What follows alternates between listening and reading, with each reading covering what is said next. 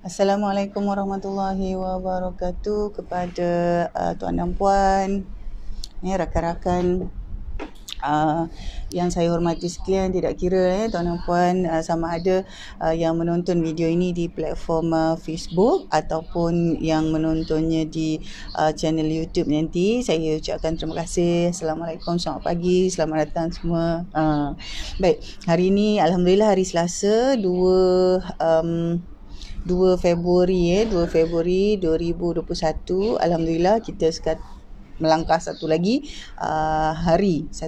Jadi seperti biasalah tuan dan puan, tiap-tiap hari kita ada apa orang cakap senarai kesyukuran yang kita senaraikan, yang kita ada, dan kita sendiri yang tahulah apa senarai yang ada dalam senarai, apa item-item yang ada dalam senarai itu. Jadi untuk hari ini sekali lagi saya ingin mengucapkan terima kasih kepada tuan dan puan yang sentiasa memberi sokongan, yang mengikuti beberapa siri video, dan saya dapati setiap kali ada video-video yang dimuat naik itu ada tuan dan puan yang view, ada yang meninggalkan komen. Kalau tidak di Facebook, ada beberapa di channel YouTube.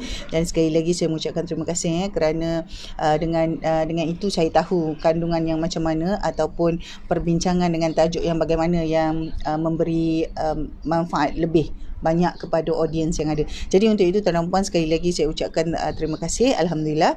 Jadi pagi ini sebenarnya saya rancangkan konten untuk sepanjang bulan Februari ini adalah dalam bentuk perbincangan yang berkaitan dengan kajian kes. Dan kajian kes ini bukanlah kajian kes yang kita kata macam student belajar master yang kita nak analisis banyak-banyak tu, bukan, tetapi lebih kepada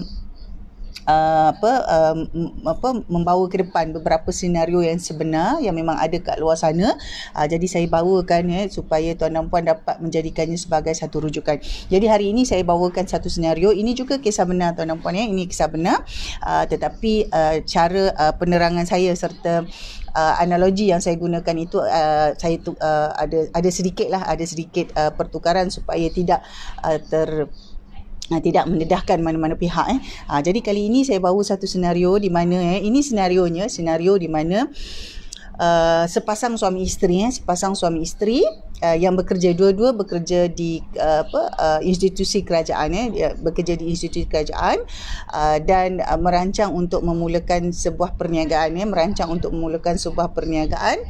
dan mereka berdua sebenarnya datang ke kelas, ke salah satu kelas yang saya adakan waktu itu, bagaimana ingin memulakan sebuah perniagaan pusat pendidikan waktu itu. Jadi kedua-duanya datang, dan selepas seingat saya selepas 3 bulan ke 4 bulan begitu, mereka datang sekali lagi untuk buat pengesahan bahawa mereka memang serius untuk menjalankan perniagaan. Jadi perniagaan ini memang memerlukan pendaftaran dengan lesen enterprise. Jadi mahu tak mahu memang dirancangkan. So kami memang duduk bersama-sama mendengar rancangan bagaimana pasangan ini ingin memulakan bisnes itu, dan ini adalah senarionya. Situasinya begini tuan dan puan. Sepasang suami isteri ini mempunyai sebuah rumah lebihan. Maksudnya mereka dah ada sebuah rumah yang mereka beli dan duduk bersama-sama dengan anak. Pasangan ini dah berkahwin, dan pada waktu itu memang dah ada anak lah 2 orang. Jadi mereka ada sebuah lagi rumah yang kosong, tidak digunakan apa-apa. Jadi mereka pun mencari apa nak buat dengan rumah ni. Mereka tak mahu sewakan atas sebab-sebab tertentu, dan akhirnya mereka berbincang dan ingin membuka sebuah tadika di rumah ini tadi. Mereka nak buka bisnes tu, iaitu mereka nak buka bisnes tadika. Jadi mereka buka bisnes tadika itu, antara salah satu perkara yang dilihat adalah tentang proses formalization of the business. Bila formalization of the business, perlu mendaftarkan bisnes itu di SSM.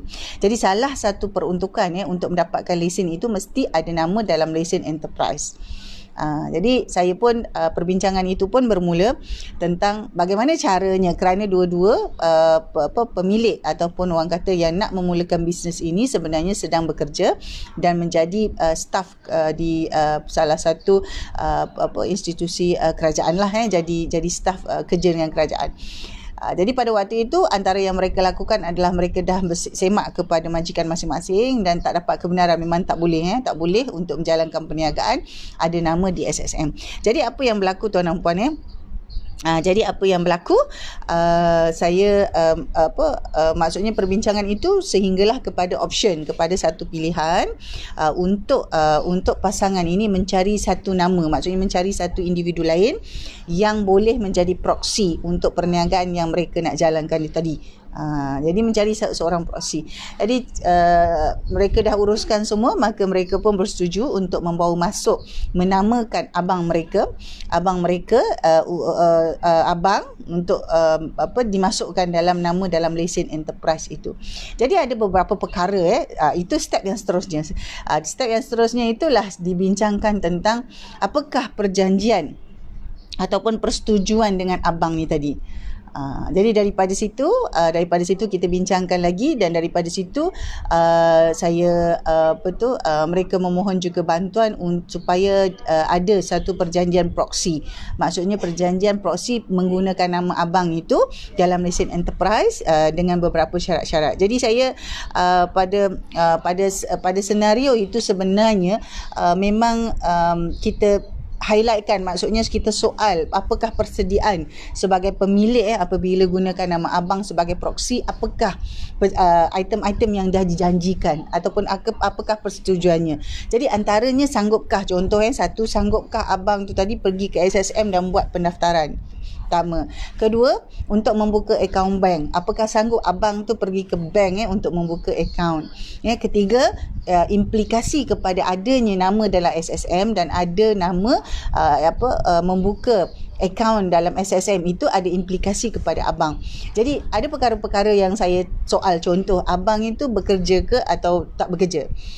Jadi pada waktu itu diceritakan bahawa abang ini sebenarnya sudah mencapai umur hampir pencen, jadi tak ada masalah kerana bekerja, pekerjaannya itu tidak ada halangan untuk dia membuka sebarang perniagaan. Maksudnya kalau abang dia tu ada nama kat lesen SSM pun tak ada masalah. Jadi dimasukkanlah nama abangnya itu dengan persetujuan, buka akaun dan semuanya.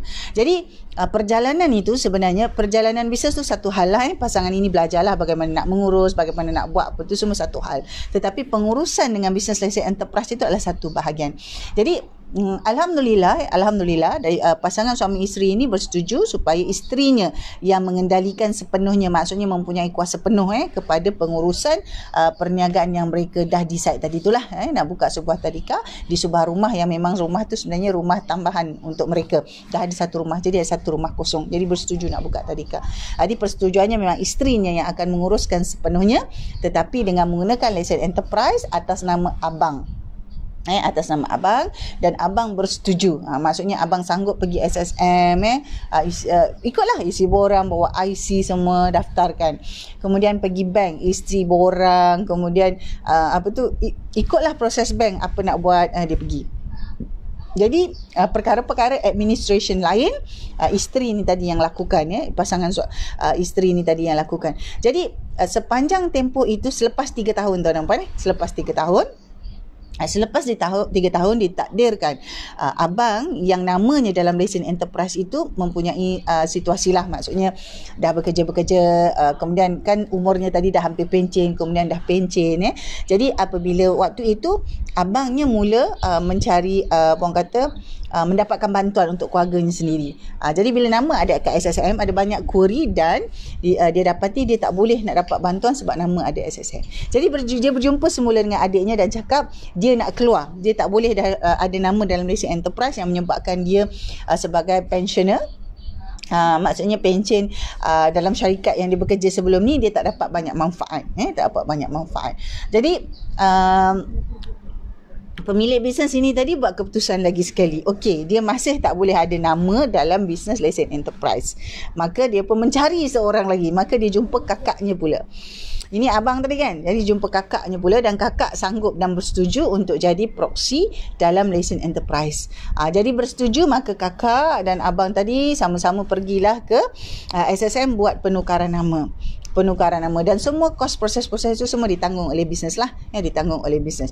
Jadi dalam keadaan ini tuan dan puan, dalam keadaan ini saya melihat bahawa pengurusan menggunakan nama ahli keluarga dalam lesen enterprise ini, kalau dibuat dan dijalankan dengan betul dari awal, dia dia akan dapat diuruskan dengan baik. Jadi pertanyaan saya juga kepada pemilik itu, apa perjanjian, adakah apa-apa sebarang allowance yang diberikan kepada abang atau kakak tu tadi apabila jadi proxy dalam lesen enterprise. Dan saya dimaklumkan bahawa semua kos-kos yang terlibat apabila dia pergi ke bank ke, dia ambil cuti ke apa semua, dibayar. Itu sahaja.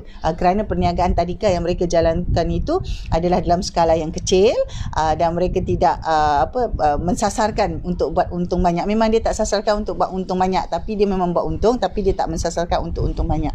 Jadi apa yang ada itu dikongsikan dalam bentuk membayar allowance kepada hal-hal ataupun orang kata kos-kos yang terlibat lah, kos-kos yang terlibat. Jadi kalau abang tu pergi SSM, abang tu kena ambil cuti, abang tu kena travel, apa semua tu, kos tu semua ditanggung oleh perniagaan. Jadi ini adalah satu kes di mana keadaan menggunakan nama ahli keluarga sebagai proxy yang diuruskan dengan baik. Yang ini saya maklumkan bahawa bisnes itu masih lagi berjalan dan sekarang masuk dalam tahun ke-5 dengan menggunakan nama kakak pula sebagai proxy.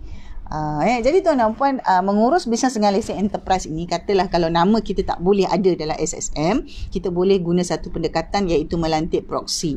Dalam kes yang saya kongsikan tadi, senarionya adalah pemilik merupakan masih bekerja dengan kerajaan dan majikan tidak benarkan, maksudnya tak ada surat kelulusan yang membolehkan mereka ada nama dalam lesen SSM. Jadi satu optionnya adalah untuk mencari proxy, nama orang lain diletakkan dalam lesen enterprise. Jadi antara perkara yang penting itu termasuklah adanya perjanjian proxy, adanya persetujuan perbelanjaan apa yang dibayar oleh perniagaan untuk proxy tadi tu. Jadi persetujuan ini membolehkan proxy itu tadi, maksudnya penama itu tadi, kalau ada urusan apa-apa dia akan pergi ke SSM kerana namanya yang ada dalam SSM. Jadi itu adalah satu senarionya, di mana ini satu senario yang baik. Maksudnya saya bawakan senario di mana pemilik bisnes menggunakan pendekatan melantik proxy dalam bisnes lesen enterprise itu dan diuruskan dengan baik, dan bisnes masih berjalan walaupun dalam keadaan sukar pandemik sekarang.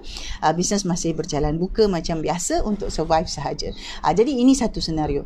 Baik, tuan dan puan, baru-baru ini 2 hari lepas saya menerima satu email daripada seorang usahawan di luar sana. Beliau membuka lesen enterprise dengan seorang rakan. Tetapi rakannya ini tidak memberikan kerjasama. Jadi dia nak keluarkan nama rakannya tu tadi. Jadi rakannya kata dia sibuk dan tak boleh nak ikut pergi SSM untuk keluarkan nama. Jadi beliau menghantar email bertanya kepada saya, apakah ada cara lain untuk mengeluarkan nama partnernya itu kerana sibuk sangat tak boleh nak ke SSM. Jadi perkara ini sebenarnya tuan dan puan mesti mengikut prosedur SSM itu. Kalau SSM kata dengan lesen enterprise, kalau nak keluarkan nama atau tambah nama, semua penama kena datang bersama-sama ke SSM, kita kena ikut peraturan itu, kecuali kalau peraturan itu sudah diubah. Tetapi buat masa ini peraturan masih sama. Kalau saya ada 2 orang partner dalam lesen enterprise, saya nak keluarkan seorang, dua-dua masih perlu pergi SSM, barulah boleh buat proses tu. Ataupun saya ada seorang nak masukkan nama seorang lagi ni pun perlu pergi ke SSM untuk buat pengesahan. Jadi dua-dua perlu pergi ke SSM. Jadi kalau itu peraturannya kita kena ikut. Jadi tak ada cara lain. Jadi sekiranya apabila kita betul-betul mengalami situasi masalah begitu, maksudnya partner tak dapat bagi kerjasama, nak keluarkan nama pun tak bagi kerjasama, maksudnya kalau terpaksa, bermakna perlu ada option buka enterprise lain untuk jalankan bisnes yang sama dan tutup enterprise yang sedia ada. Tutup tu maksudnya tak perlu renew lesen enterprise itu.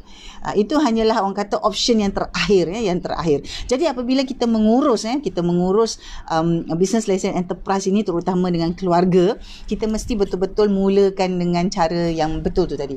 Kita kata ramai kita kata mengajar kita cara nak buat bisnes kedai makan, cara nak buat bisnes restoran, cara nak buat bisnes pusat tuition, cara nak buat bisnes tadika, cara nak buat bisnes training, cara nak buat bisnes consulting. Betul, dekat luar sana kita boleh belajar, banyak ramai yang mengajar, tetapi the process of formalizing your business, proses-proses yang melibatkan untuk kita form bisnes kita itu, tak ramai yang masukkan dalam modul ataupun dalam model pembelajaran tu tadi.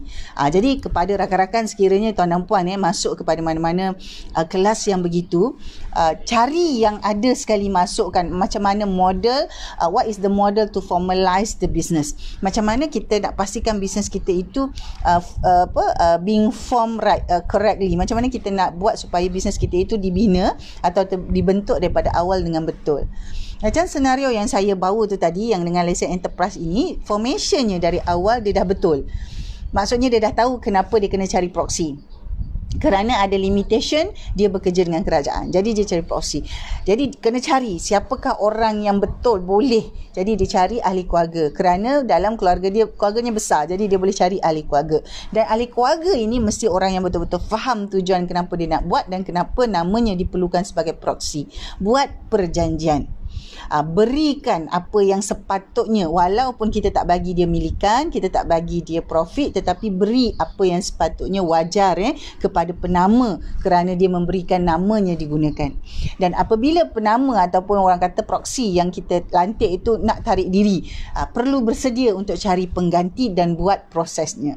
Jadi sekiranya semua ini disusun, maksudnya kita dah bersedia kerana kita tahu dalam bisnes akan ada perubahan. Jadi kita bersedia. Apabila ada persediaan ini, pengurusan bisnes lesen enterprise dengan menggunakan proxy ahli keluarga tu tadi boleh dijalankan dengan baik. Jadi tuan dan puan, sekiranya tuan dan puan menjalankan bisnes dengan lesen enterprise dan pada masa yang sama ada situasi yang perlu menggunakan proxy, uruskan dengan betul. Formation of the business must be planned. Jadi cara kita nak daftar bisnes kita tu, nak susun dia tu macam mana, itu mesti ada dalam rancangan. Cara macam mana buat bisnes tu, tuan dan puan pandai lah. Kalau tuan dan puan kata buat bisnes trading jual barang, tuan dan puan pandai dah macam mana nak jual barang tu. Kalau tuan dan puan kata nak buat kedai makan, tuan dan puan pandai dah macam mana nak masak, nak buat kedai makan tu pandai dah. Tetapi satu aspek yang perlu disediakan ataupun perlu bersedia adalah tentang pembinaan bisnes tu tadi. Apa kata formalization of the business. Saya panggil dia sebagai formalization of the business. Nak daftar SSM kan, buka account bank, nak dapatkan lesen-lesen majlis bandaran ataupun nak dapatkan lesen-lesen orang kata apa, Dewan-Dewan Bandaraya, nak dapatkan lesen-lesen yang berkenaan tentang bisnes kita tu. Jadi itu antara perkara yang penting yang mesti masuk ataupun yang mesti kita lihat dalam pengurusan bisnes kita itu tadi. Jadi penggunaan proxy ataupun penama tu normal. Yang hari ini saya bincangkan dengan keadaan lesen enterprise, memang boleh buatkan satu perjanjian, namanya perjanjian penama. Perjanjian di antara, contoh kalau macam bisnes tu saya punya tapi nama saya tak boleh ada dalam lesen enterprise, katalah saya lantik kakak saya sebagai penama dalam tu. Jadi ada perjanjian antara saya dan kakak saya. Jadi antara kandungan-kandungan perjanjian itu tuan dan puan mestilah masukkan apakah perkara-perkara, apakah yang tanggungjawab dia, apakah yang dia dapat, tanggungjawab saya, apakah yang saya dapat. Macam tu, dia mesti ada elemen-elemen macam itu. Jadi tuan dan puan boleh rujuk ada beberapa e-book. Sebenarnya ada 2 e-book yang ada contoh ataupun ada template perjanjian yang saya letakkan dalam e-book kompilasi di blog saya www.noaminaomar.com. Tuan dan puan boleh semak di sana. Dan ia adalah sebagai satu rujukan, sebagai satu panduan sahaja. Kerana setiap perjanjian itu berbeza-beza. Dia berbeza-beza sebab kadang-kadang ada setengah perjanjian dia adalah perjanjian penama proxy untuk tempoh 3 tahun contoh. Tapi dalam perjanjian tu dinyatakan selepas 3 tahun sekiranya perjanjian itu disambung, maka penama akan ditawarkan menjadi sebahagian daripada pemilik bisnes. Ada yang masukkan terma macam tu dalam perjanjian proxy. Jadi tuan dan puan, kalau kita ada template ke, ia adalah sebagai panduan, tetapi apa sebenarnya item yang kita nak masukkan supaya dia menarik. Dia menarik kepada penama, maksudnya proxy itu bersetuju, dia suka dan dia nak nama dia benarkan, dia izinkan nama dia digunakan dalam lesen SSM. Sebab sekarang tuan dan puan, bila nama kita dalam SSM, tak kira lah lesen enterprise ke PLT ke Sdn Bhd, dia ada dah restriction. Maksudnya ada beberapa kategori. Bila kita ada nama dekat SSM tu, kategori kita tu untuk bantuan-bantuan ataupun untuk fasiliti kerajaan tertentu, dia ada hadnya. Dia ada yang terhad, ada yang tak lah, tapi ada yang terhad tu tadi. Jadi untuk itu mesti dirujuk. Jadi salah satunya contoh, bila katalah saya pemilik bisnes tetapi penama proksi kakak tu tadi, dalam tu mesti ada satu perjanjian bahawa apa-apa cukai atau kos yang dikenakan atas hasil perniagaan mestilah ditanggung oleh pemilik, bukan penama. Contoh. Jadi bila proksi tu, macam penama kakak saya tu, katalah contoh, bila baca dia akan nampak, oh okey, dah ada kat sini. Jadi saya tak perlu risau, akan dipastikan semua cukai ke semua apa dibayar dengan betul. Jadi tak kena. Proksi tidak akan ada kena tindakan yang berkaitan dengan hal-hal pematuhan perniagaan. Itu antara risiko juga. Jadi bila kita kata kita nak buat satu business lesen enterprise menggunakan nama ahli keluarga terutamanya, ya tuan dan puan, kita mesti jelas macam mana kita nak susunkan proses to formalize the business. Business yang kita jalankan tu mesti diformalkan. Kita tak boleh kalau katalah contoh saya berniaga, saya pandai buat nasi lemak, saya buat nasi lemak banyak-banyak dan saya letak di gerai. Bukan gerai saya, tak apalah, saya letak di situ saja. Jadi saya tak ada orang kata berniat nak formalkan bisnes saya tu. So saya tak daftar pun dekat lesen enterprise kat SSM, tak ada. Tak apa. Tapi katalah saya memang ada buka kedai. Saya perlu daftar dengan majlis, perlu daftarlah dengan macam-macam. Jadi saya perlu daftar dengan SSM juga. Jadi bila saya daftar dengan SSM itu, maksudnya saya dah formalkan bisnes saya tu. Dia dah masuk dalam data ekonomi negara kita tu. Bila kita daftar sebenarnya tuan dan puan dekat SSM tu, semua data kita tu dah masuk sebenarnya dalam rekod ekonomi negara. Pakar-pakar ekonomi kalau dia buat analisis, dia akan ambil data-data ni. Jadi itu sebabnya tuan dan puan, bila kita buat bisnes, bagus. Yang baik secara formal, to formalize our business is to register accordingly based on the current laws and regulation. Itu sebabnya tuan dan puan, kita semua kan daftarkan, walaupun katalah kita ni suri rumah ke kan, daftarlah, sebab kita buat aktiviti perniagaan tu, kita ada transaksi jual beli tu tadi. Jadi kalau pakar ekonomi nanti dia buat analisa, dia akan ambil data-data ni, jadi termasuklah data kita tu. Kalau tidak, kita tak termasuk dalam data tu, kita hanya seorang suri rumah ataupun kita kata kita hanya seorang pelajar. Zaman sekarang, student walaupun pelajar, tuan dan puan, ramai yang buat bisnes. Jadi boleh, umur 18 tahun ke atas sebenarnya dah boleh buka satu lesen enterprise. Tapi itulah, bila buka maksudnya kena ada pengurusannya lah. Jadi tuan dan puan boleh semak lah. Jadi biasanya kalau anak-anak ni di bawah umur 21 tahun, di bawah umur 21 tahun, nanti tuan dan puan semak, kalau anak-anak di bawah umur 21 tahun, 18 tahun ke atas, bawah 21 tahun, biasanya income itu, kalau ada kiraan cukai itu akan dikira di bawah akaun ibu bapa. Tetapi nanti tuan dan puan tengok semulalah macam mana peraturannya. Dan biasanya kalau pelajar-pelajar universiti pun biasanya dah berumur 21 tahun ke atas, baru mereka mula venture buat perniagaan secara formal. Maksudnya mereka daftarkan bisnes mereka di SSM. Kadang-kadang jual gadget, kadang-kadang jual jual barang-barang yang berkenaan di college ataupun di institusi pendidikan yang mereka pergi. Ada servis menjahit ke apa semua tu, banyak yang ada macam itu. Jadi tuan dan puan, paling penting tuan dan puan, apabila kita guna nama ahli keluarga terutamanya, sebenarnya kita boleh guna nama siapa-siapa, bukan ahli keluarga saja. Kita kadang-kadang kita guna nama kawan, kadang-kadang kita guna nama orang yang kita kenal, dan kita kata kita nak pinjam, letak dalam lesen enterprise. Jadi ini adalah perkara penting yang perlu dilihat, bagaimana cara persediaan kita untuk formalizekan bisnes kita tu dengan menggunakan nama orang lain sebagai penama dalam bisnes lesen enterprise. Jadi tuan dan puan boleh semak dalam e-book yang saya letak di www.nominaumar.com. Semak isi kandungannya, kerana ada dalam e-book itu ada beberapa yang mengandungi template perjanjian untuk rujukan, untuk rujukan sahaja, kerana setiap perjanjian itu unik dan berbeza. Okey, jadi sekali lagi tuan dan puan, sekiranya kita menjalankan bisnes dengan lesen enterprise dan kita gunakan nama orang lain, terutama ahli keluarga, pastikan kita urus dengan baik, pastikan ada perjanjian proksi tadi, perjanjian menggunakan penama yang mana kedua-dua hak dijaga. Maksudnya saya sebagai pemilik kena jaga tanggungjawab dan hak saya, dan contoh kakak saya tadi tu sebagai penama mesti dijaga hak dan tanggungjawabnya. Jadi bila sama-sama macam itu, barulah perniagaan dengan lesen enterprise itu kita dapat urus dengan baik. Jadi lepas 3 tahun ke 4 tahun kalau perlu tukar, kita boleh tukar. Kalau katalah dah nak tamatkan, maksudnya tak guna proxy, guna nama kita, tukar. Kalau masih tak boleh, kena cari proxy lain. Kalau bisnes bagus, tukar kepada syarikat. Itu antara perkara-perkara yang kita boleh buat selepas 3 ke 4 tahun apabila bisnes kita tu dah stabil, ataupun lebih awal daripada itu, bergantung kepada bagaimana cara kita mengurus. Baik, jadi untuk tuan dan puan hari ini, Facebook video di Facebook Live yang hari ini saya sebenarnya bincangkan satu senario, saya bawakan satu kisah gembira bagaimana sepasang suami isteri yang masih bekerja di kerajaan, menjadi pegawai kerajaan yang membuka sebuah perniagaan iaitu tadika, mendaftarkan dengan lesen enterprise sebagai salah satu syarat untuk membuka tadika dan menggunakan nama abangnya sebagai penama. Selepas 3 tahun masuk tahun keempat, menukar nama kerana abangnya nak menarik diri, tukar nama dan ditukar kepada kakak.